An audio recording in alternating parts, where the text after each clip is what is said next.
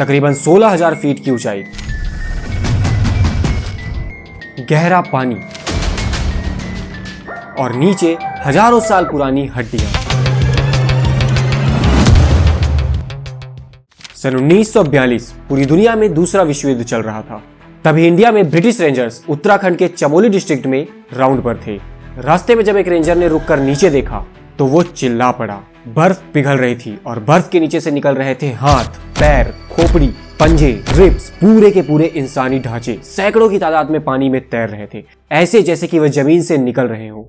समुद्र तल से तकरीबन 16,470 फीट की ऊंचाई पर उत्तराखंड के चमोली डिस्ट्रिक्ट में एक झील है जिसमें तकरीबन 800 से ज्यादा इंसानी हड्डियां हैं, जिनकी ना कोई पहचान है, ना कोई कहानी और ना ही कोई कारण, सिर्फ और सिर्फ हड्डियां और एक सवाल जो आज 80 साल बाद भी जवाब की तलाश में है।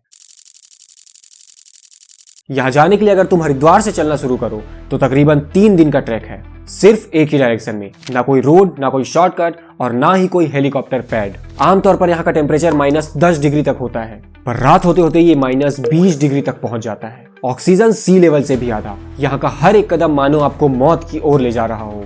और तकरीबन 3 दिन का खतरनाक ट्रैक करके जब तुम यहाँ पहुंचते हो तो तुम्हें दिखती है चारों ओर तीखे पहाड़ों से घिरी हुई गहरे नीले पानी वाली एक छोटी सी जमी हुई झील। नजारा सुंदर तो बहुत है पर भयानक भी, क्योंकि जब तुम नीचे देखते हो तो पानी के अंदर ऐसी चीजें हैं जो तुम्हारी रातों की नींद उड़ा देती है। पानी के नीचे दिखाई देती हैं इंसानी हड्डियां, खोपड़ियां, कुछ के साथ तो आज भी बाल, मांस और कपड़े के टुकड़े भी हैं। एक जगह तो एक हाथ अभी भी किसी चीज को पकड़े हुए हैं। और हर साल जब बर्फ पिघलती है तो नई हड्डियां सतह पर आ जाती हैं। और सबसे डरावनी बात पता है क्या है?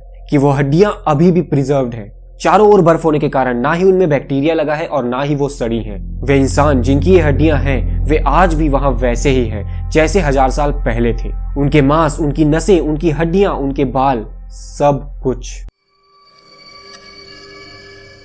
तो आते हैं 1942 में, जब ब्रिटिश रेंजर्स ने उन हड्डियों को देखा तो उन्हें लगा कि शायद ये कोई जापानी सोल्जर्स हैं, कोई अंडरकवर ऑपरेशन हो सकता है। क्योंकि विश्व युद्ध चल रहा था और जापान का इंडिया पर प्रेशर भी था, तो ये चीजें उस समय लॉजिकल लगती थी। अब तहकीकात शुरू हुई और पहला झटका लगा।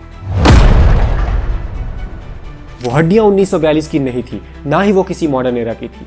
कपड़े के टुकड़े भी बुने हुए थे और हथियार ऐसे जो मॉडर्न सोल्जर्स कभी इस्तेमाल ही नहीं करते। कुछ हड्डियां तो इतनी छोटी थी कि साफ पता चल रहा था कि ये औरतों और बच्चों की है। ना कोई जापानी सोल्जर्स, ना कोई आर्मी, ये कुछ और ही था। अब क्योंकि विश्व युद्ध चल रहा था तो उसमें ध्यान देना जरूरी था, इसलिए ये इन्वेस्टिगेशन बंद कर दी गई। ब्रिटिश ने ये फाइल क्लोज कर दी और वो हड्डियां 16,000 फीट की ऊंचाई पर वैसे की वैसे ही पड़ी रही। पर उन्हें कभी न कभी तो सामने आना ही था। तो 2004 में रिसर्चर्स, साइंटिस्ट और फॉरेंसिक एक्सपर्ट्स की एक टीम आई। उन हड्डियों को लैब में ले जाया गया जहां उनकी रेडियोकार्बन डेटिंग हुई, जिसमें यह सामने आया कि ये हड्डियां 9th सेंचुरी एडी की हैं, तकरीबन 850 CE के आसपास। यानी कि ये लोग लगभग 1200 साल पहले मर चुके थे, एक साथ एक जगह में एक ही वक्त पर। और फिर हुआ DNA टेस्ट, जिसने लोगों को चौंका दिया। हड्डियों में 2 ग्रुप्स पाए गए। पहला ग्रुप साउथ एशियन यानी कि इंडिया के लोगों का था, जबकि दूसरा ग्रुप मेडिटेरेनियन लोगों का था। बिल्कुल अलग अलग रीजन्स के लोग एक साथ एक झील में 16,000 फीट की ऊंचाई पर हिमालयाज में उस वक्त क्या कर रहे थे। एक झील, 2 DNA ग्रुप्स, 1 सेंचुरी और 800 लोगों की मौत। ये मिस्ट्री कोई सिंपल मिस्ट्री नहीं है, ये एक बहुत गहरा राज है। पर सबसे जरूरी सवाल, आखिर ये लोग मरे कैसे? क्योंकि हड्डियों पर कोई निशान नहीं मिला, ना कोई तीर, ना कोई भाला, ना तलवार और ना ही युद्ध के कोई अवशेष। तो आखिर ये हुआ कैसे? फॉरेंसिक साइंटिस्ट ने हड्डियों की जांच फिर से की और इस बार और भी ज्यादा ध्यान से। और तब उन्होंने देखा कि उनकी खोपड़ियों पर क्रिकेट बॉल साइज का एक डेंट सा है, जैसे कोई गोल सी भारी चीज सीधे उनके सिर पे गिरी हो। ना हाथ पे, ना पैर पे, ना शरीर के किसी और हिस्से पे, सिर्फ और सिर्फ सिर पे। और फिर एक साइंटिस्ट ने अपनी थ्योरी दी जो सुनकर बिल्कुल सच लगती है, और शायद वो सच इसलिए लगती है क्योंकि वो ही सच है। थ्योरी के अनुसार 9th सेंचुरी एडी में एक ग्रुप तीर्थ यात्रा पर निकल पड़ा, नंदा देवी राज जत यात्रा।